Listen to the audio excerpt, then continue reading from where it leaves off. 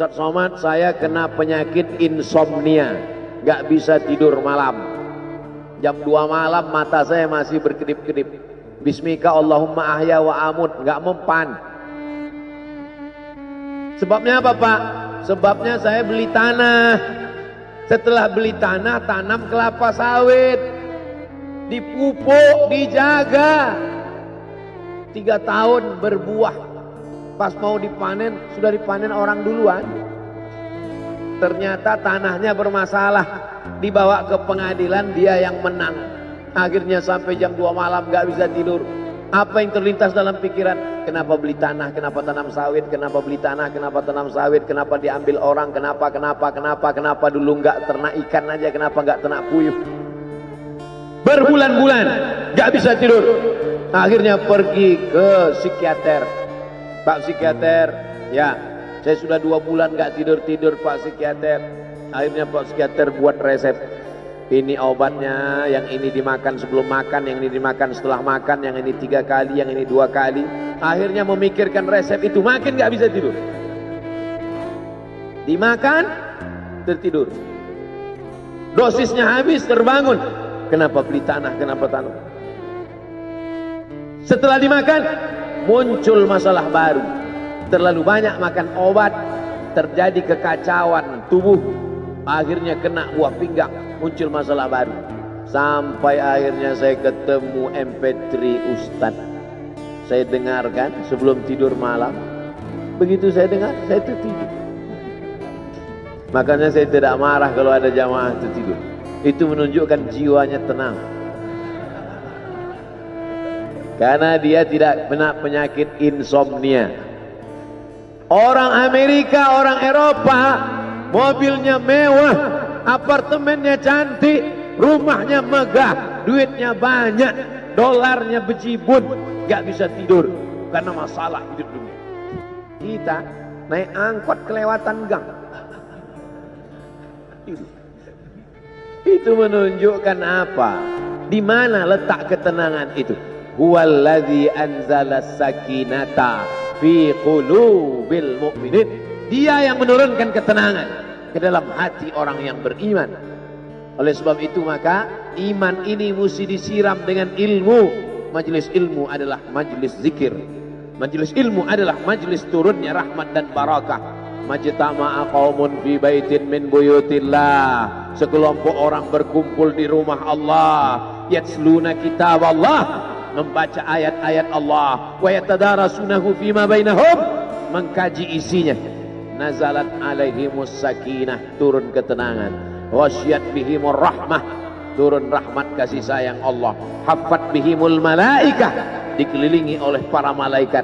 Wa dzakarahumullahu fi man indah, dibanggakan Allah Ta'ala dengan para malaikat. Tadi malam ketemu dengan murid dari Syekh Muhammad Yasin bin Isa Al-Fadani di Zawiyah Raudhah. Ketemu, cium tangan, barokah, zikir, sholawat, tenang jiwa. Lalu kemudian subuh ini ketemu dengan Abah Raud, ketemu dengan para penghafal Quran, ketemu dengan santri-santri, tenang jiwa. Tidak ada yang menenangkan jiwa ini selain daripada majlis zikir, majlis ilmu. Betapa meruginya ayam-ayam mati di lumbung padi. Benih tidak disiram, mati. Benih yang disiram dengan majlis ilmu tumbuh, tapi tidak berbuah. Maka mesti disiram pakai pupuk buah. Datang konsultasi. Ini kenapa tidak berbuah? Kenapa ini tidak berbuah? Karena ternyata dia mesti diamalkan. Sudah dapat ijazahnya, sudah talaqi, sudah halaqah, kenapa enggak berbuah? Belum diamalkan. Paksa-paksakan diri sebelum tidur malam, wudhu dulu, sholat witir. Paksa-paksakan diri bangun malam, tahajud. Paksa-paksakan diri siang, sholat qabliyah, sholat ba'diyah. Paksa-paksakan diri pagi, sholat duha. Paksa-paksakan diri, sholat subuh berjamaah. Barulah dia berbuah. Kalau dia tidak berbuah, dia hanya sekedar pokok kayu yang hanya membuat sampah saja. tapi paling tidak tempat orang bernaung di bawah ketika panas, tapi manfaatnya tidak sesuai karena yang ditunggu itu buahnya. Masa pohon kayu rindang besar tidak berbuah sementara semangka yang kecil buahnya besar? Oleh sebab itu maka mesti berbuah. Benih disiram, berbatang, berputih, berbuah. Buahnya ranum, cantik dan indah. Begitu dibelah tak bisa dimakan. Kenapa? Ulat semua isinya. Oleh sebab itu mesti dijaga. Benihnya disiram. Apa yang bisa menjaga ini? Diprotek dia. Kenapa apel tidak dimakan ulat? Bukan karena ulat tidak sanggup beli apel, tapi karena disemprot pestisida. Ulat tahu ini ada pestisidanya, maka dia tidak makan. Kita nggak tahu, dimakan. Ikan asin tidak dikerubungi lalat, tidak ada satupun lalat yang hinggap di ikan asin. Kenapa? Karena lalat tahu ikan asinnya pakai formalin. Manusia nggak tahu. Pintar mana manusia dari lalat? Jangan jawab. Akhirnya orang makan, menumpuklah pestisida dan formalin dalam darah. Apa namanya? CANCER, cancer. Karena dia tidak larut dalam tubuh. Yang lain-lain larut. Makanan-makanan larut menjadi energi, menjadi sampah, dibuang menjadi kotoran. Sama seperti daun, kalau jatuh ke tanah larut menjadi pupuk, tapi plastik tidak larut, maka plastik sampah bertebaran. Oleh sebab itu maka ini mesti dijaga. Apa yang bisa menjaga buah apel supaya tidak berulat? Jagalah dia dengan ikhlas. Kamu kenapa nggak ke masjid? Saya kalau ke masjid riak, maka saya nggak ke masjid biar ikhlas. Tarkul amal li ajlin nas riak. Kata Imam Fudail bin Iyad, tarkul amal li ajlin nas riya. Tidak jadi beramal karena takut dipuji orang, riya. Wal amal li ajlihim syirik. Beramal karena ingin dipuji orang, syirik. Kenapa kamu nggak pakai sorban? Takut dipuji orang, riya. Pakai saja sorban anak, jangan takut dipuji orang. Pakai sorban, yakinkan dirimu. Baik. Ustaz, kenapa nggak pakai sorban? Ada masanya nanti pakai sorban. Tarkul amal li ajlin nas riya. Tapi beramal, tapi saya nggak tahan Pak Ustaz, dipuji orang. Luruskan, karena pujian pasti akan selalu datang. La'atiyannahum min baini aydihim wa min khalfihim wa an aymanihim wa an syama'ilihim. Datang dari depan, dari belakang, dari kanan, dari kiri, dari dalam.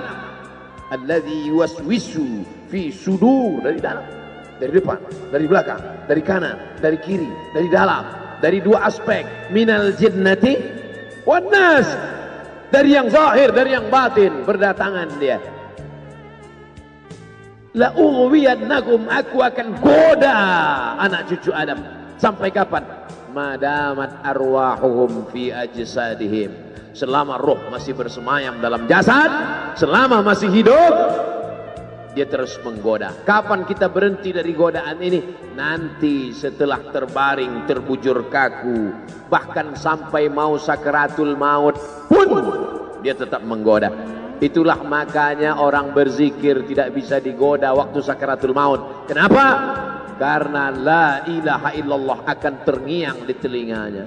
Subhanallah walhamdulillah wa la ilaha illallah wallahu akbar. Subhanallah walhamdulillah wa la ilaha illallah wallahu akbar.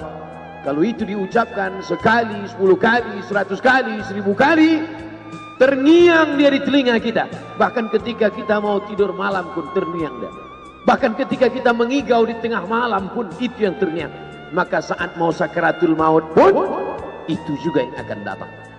Apa yang kau ucapkan, apa yang kau dengar, apa yang kau pikirkan, apa yang kau renungkan, itu yang akan datang waktu sakaratul maut. Seorang bapak sudah divonis dokter, panggil istrinya, panggil anaknya, bawa ini ke rumah, nunggu malaikat maut datang. Sudah nggak ada obat.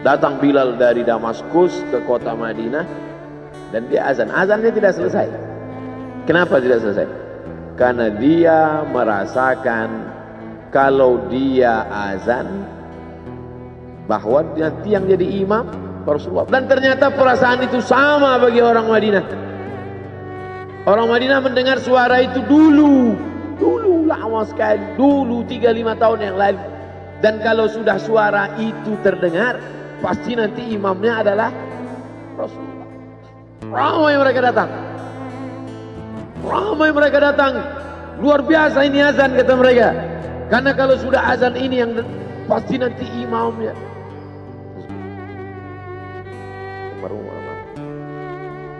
Al-Fatihah. A'udzubillahi minasyaitonir rajim. Alhamdulillahirabbil alamin. Arrahmanirrahim. Maliki yaumiddin. Iyyaka na'budu wa iyyaka nasta'in. Ihdinas siratal mustaqim. Shiratal ladzina an'amta 'alaihim ghairil maghdubi 'alaihim waladdallin. Amin.